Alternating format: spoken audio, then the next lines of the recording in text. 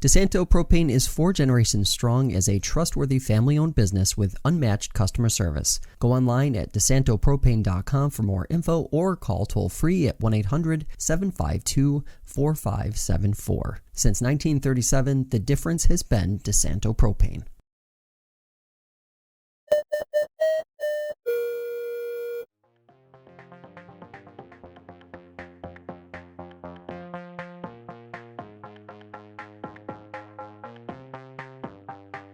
For FingerLinks1.com, I'm Josh Terso, and this is Inside the FLX. It's time for our monthly check-in with Cayuga County Sheriff Brian Schenck. Sheriff, thanks for being here. Let's start with the overdose report that came out from 2023. The data is now official. When you look back at that and look back at 2023 as a whole, from your office's perspective, what stands out to you? Well, what stood out to me is we've seen a drop in the number of overdoses, both fatal and non-fatal. When we look through the years from 2019 on, we saw an increase from 2019 through 2021 and a slight decrease in 2022 and a significant decrease in 2023, which is good news. But unfortunately, we still logged 163 overdoses throughout the year and 7 fatalities. And we're going to keep working to reduce that number even further. But something else that's popping out to me that we're, we don't pay a lot of attention to, but we need to, is when you look at the fatal overdoses and the percentage of them that involve opioids, we're seeing a drop in that number, that percentage as well. And what that's telling me is that, other drugs that are being used beyond opioids are being used, and there's fentanyl in those drugs. And I'm concerned that individuals using those substances don't realize that fentanyl's in them. If you're using heroin or an opioid, you certainly would suspect that individuals would know there's a risk of that. But when you're using other synthetic drugs or cocaine or even marijuana and fentanyl is popping up in that, that's very concerning to me that individuals may be using those substances without that knowledge of how close they're coming to dying or actually dying in those fatalities. So very concerning. I'm curious because it seems like it would probably be something that would be a little tough to flesh out in data, but I'm sure it's something you're seeing on a pretty consistent basis at this point. Talk to us a little bit about that increase of fentanyl appearing in other drugs over the last 5 to 10 years, because it does seem like something that, while much more frequent now, wasn't really as much of an issue 5 or 10 years ago. It wasn't, and we are seeing that pop up in all kinds of different drugs now. And I think, individuals that are selling these drugs or supplying these drugs at a higher level, unfortunately, are cutting them or putting fentanyl in these drugs to make them much more potent and much more highly sought after, much more addictive. And for individuals that are recreationally using drugs that don't realize, what could potentially be in them, then they're potentially fatal and extremely dangerous. So I think that people that use these drugs, any drugs recreationally, need to understand that it's not just heroin anymore and opioids that are killing you. It can be anything that could be laced with something. So very concerning. I think we need to work on that and do a better job in the year ahead. Educating individuals that could be recreationally using drugs to certainly stay away from them in the first place. But if they are using, understand the hazards, that there could be things in those drugs that they don't even realize. How about your deputies? What additional protocols, safety steps do you guys have to take to make sure that everyone's safe investigating various drug-related incidents? We're very careful with any drug that we come in contact now, even more so than we used to in years past. But fentanyl can be extremely dangerous. It can be very hazardous if it's, ingested accidentally, or, if it gets on your hands and somehow, makes contact with your eyes or your mouth, which certainly we do our best to avoid, but it can be very dangerous for law enforcement to have to handle these drugs. So, if we suspect fentanyls in anything that we come in contact with, we don't field test it. We just bag it up and then take special measures to test that in a controlled setting so that it doesn't impact or cause a hazard to our first responders and deputies. So let's talk a little bit about an interesting program you sent along, the Yellow Dot program. This seems really interesting. A bit of a proactive step that folks can take, I guess, to help first responders when they're actually on the scene, right? It is. I love this program. It's just so simple. It's free. It just makes sense. I think everybody should take advantage of this. But the Yellow Dot program is a program that's really spearheaded by our New York State Sheriff's Association, and I support it 110%. And it consists of a little yellow dot sticker that you would place on the left-hand side of your vehicle on a window. And what that does is it alerts first responders that if that sticker is on your vehicle, then in your glove box, you have a card that has useful information on it that could be used in the event of an emergency. If you're unable to communicate with first responders, whether it be after a car accident or a medical emergency or anything along those lines, information can be on that card relative to your medical needs if you have any special needs, contact information, who to contact in an emergency, and other relevant, pertinent information that could help in that situation. So it's a free program. We do have those cards here free at our office. Many sheriffs throughout New York State support the program, and we continually try to educate our first responders in Cayuga County to be aware of what that yellow dot means if they come in contact with that. So I know recently in Cayuga County, Sheriff Cutting had let me and some other sheriffs know that there was a success story in Cayuga County recently with the Yellow Dot program. So it's free, it's easy, it's simple. I encourage everybody to get your cards and utilize those. And you can also utilize that at home. If you put that yellow dot on your front door of your home, it indicates that within your freezer, wrapped up in a plastic bag, will be that same card. So if you have any medical concerns that might be easily, given to first responders in the event that you can't communicate with them, you can have those cards in your freezer as well. So really great program. How important is that when it comes to just speeding up the availability of information for first responders from various different agencies that may be responding in a situation that could be life-threatening or maybe not necessarily life-threatening, but just nobody's around to give the information that's ultimately necessary? Sometimes it comes down to seconds and minutes that count in an emergency, especially, if you're a diabetic or you have some other type of medical concern that, if it takes minutes or, it takes a long time for first responders to determine what the situation is. If we can cut that time, then it's going to certainly give you a much better shot at, coming out of that situation in a positive light. So it's really just a great idea to cut response times down when there's a medical emergency.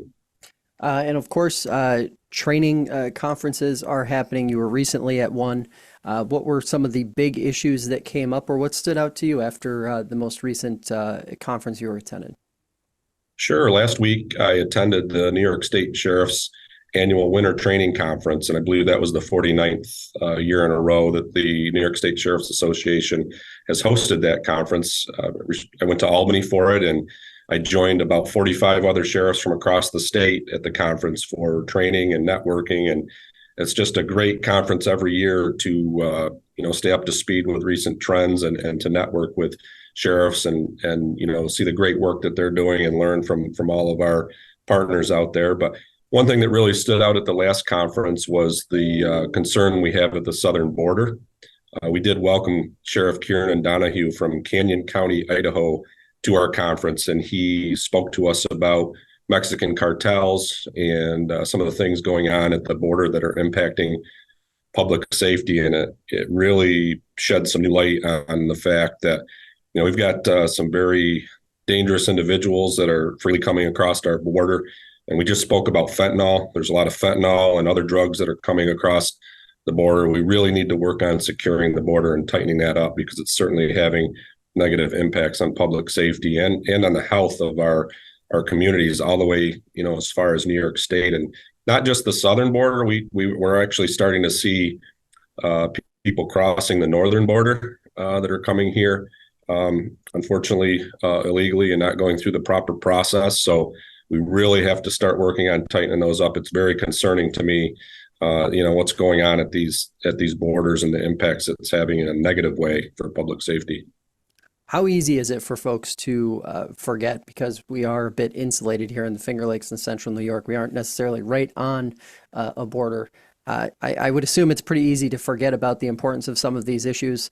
When you think about public safety in a county like Cayuga, what stands out to you as priorities when it comes to advocating for that border security and making sure that drugs and other things aren't just flowing freely into the U.S.? I think we do have that feeling that we're somewhat insulated, but there's no part of our country that is truly insulated. When you look at fentanyl that's coming across the border, that's winding up in our community, it's dangerous. People are dying. There's a lot of human trafficking that's going on in our communities everywhere across the country. And some of that originates in Mexico and other countries where they're taking advantage of our open border. So that's something we need to be concerned with. And something that I thought was staggering was at the conference, I learned that, the cartels, drug cartels and human smugglers in Mexico, they're making upwards of $310 billion a year by smuggling people across our border. And that's just an incredible number, disgusting number. We can't allow this to happen. We can't allow people to be victimized and come from other countries and be victimized as they come into our country while they're still trying to pay off debts to these cartels. And we have to do a much better job of tightening up the border and not allowing this to happen in our communities. Let's shift gears a little bit and talk about the jail. Population trending downward, good, bad, indifferent. How do you interpret that data, which I'm sure fluctuates month to month? It does fluctuate quite frequently. I will say last year, for the majority of the year, our population count held between 160 incarcerated individuals to about 175 for the year until we got to about November. And we've really seen a sharp decrease. And I believe this morning we're down to 105 incarcerated individuals. It's really dropped considerably. I think that's a good thing. I don't really have a good understanding as to why we're seeing such a sharp decrease, other than we haven't seen as many arrests in recent months. So I think that's a positive thing, as long as we aren't seeing crime trends trend up. I think, if we're not seeing an increase in arrests or a considerable number of arrests, I think that's good news. So hopefully that trend continues and we don't see crime trends go on the rise. But as of today, it looks like good news to me. Is that a figure, the arrest figure or the jail population number, is that one that tends to decrease or perhaps hit its lowest during the winter up here in the Northeast, and then perhaps ramp up a little bit when the weather gets warmer? What's interesting is, I did look last year, I believe it was January 16th of 2023, our population count was at 172. And today we're at 105. So that seems to be counter. It doesn't seem like there's a similarity there. And I know from experience in the past that we would tend to see our jail numbers increase a little bit during the cold months. And I think, the individuals that hate to say it, but individuals that didn't have a place to stay, would count on being in jail for the coldest of months, commit a crime, low-level crime or something that might land them here for a few months, and we would tend to see our numbers sometimes increase a little bit. So I don't really know why we're trending so low this year compared to last year. But again, I'm going to be working to try to get a grasp on why those numbers are where they are today and understand what's going on in our community as far as arrests and the incarcerated individuals go. I'm curious, as the state legislative process gets going, anything in particular on the legislative front for law enforcing in New York that catches your eye, or you'd like to see the legislature address this cycle? Well, I know so far there's nothing over the top that like we've seen in the years past when we talk about bail reform, the HALT Act, and some of those things. I think there's still some work that needs to be done to tweak those changes that we've seen over the last few years. But as far as new legislation coming out this year, it doesn't appear that there's anything that's really significant that I feel is going to have a major impact on public safety. But I hope that we can, I believe Governor Hochul, I believe that she's committed some resources and funding to address specific issues I know across the state, we're seeing a huge increase in the number of stolen cars. A lot of juveniles are stealing cars. And at the conference, I believe DCJS, the Department of Criminal Justice Services, gave us a figure. I believe that stolen cars had increased 67% across the state last year, those types of cases. So there are some things that need to be addressed. The state's supplying some funding to do that. But I think we still need to look at the HALT Act in our jails and do something different with that. I think bail reform needs to be tweaked a little bit. I understand the reason for it initially, but I think it went just a little too far. So if we could tweak some of those things, I think we still need to push to do that. I think we'll all be in a much better place. Retail theft?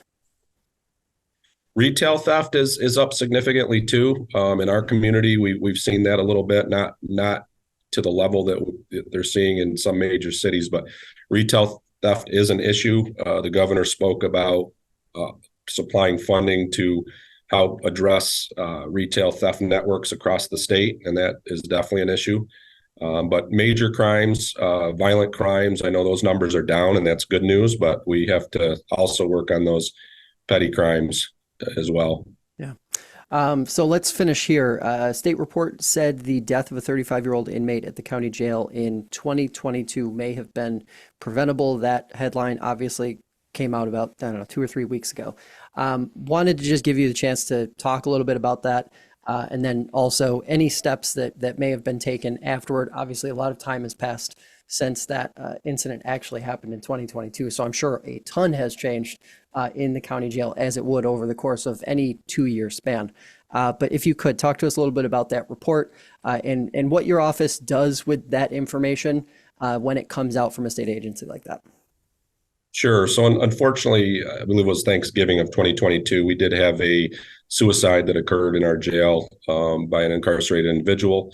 Anytime that there's a death in our facility, the New York State Commission of Correction will come in and investigate the situation and the circumstances surrounding that, which they did.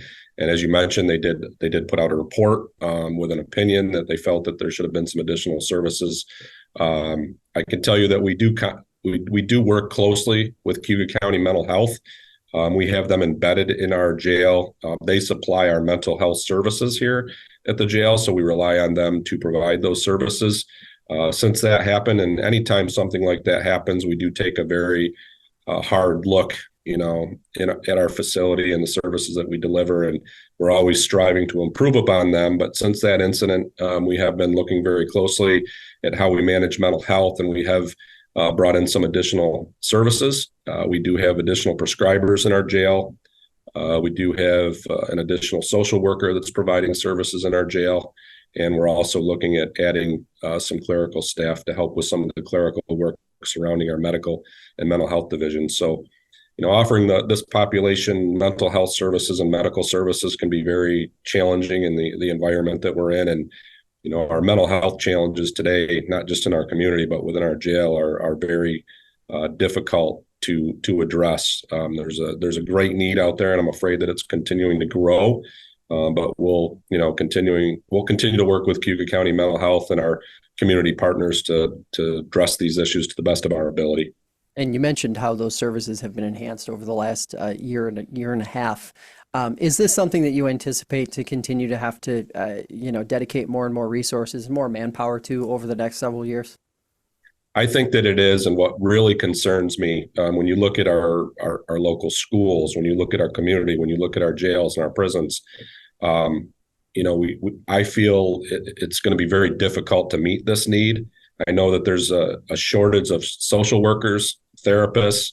All of these disciplines are having a hard time finding staff and meeting these needs. And, I believe as we start to see our younger population coming out of schools that are struggling right now, there's a lot of kids in our schools that are struggling, and eventually they're going to be adults that are struggling. And, I think unfortunately some of them could wind up in our jail facilities or in our community needing additional services. And we're going to have to really work hard in all of our communities to prepare for this need that's coming down the road. So I believe it is going to get more challenging and more difficult. So I think it's a priority that all of our government entities and our communities have to look at all levels. And I believe that the state's making quite a bit of funding available in the budget this year to address mental health at all levels.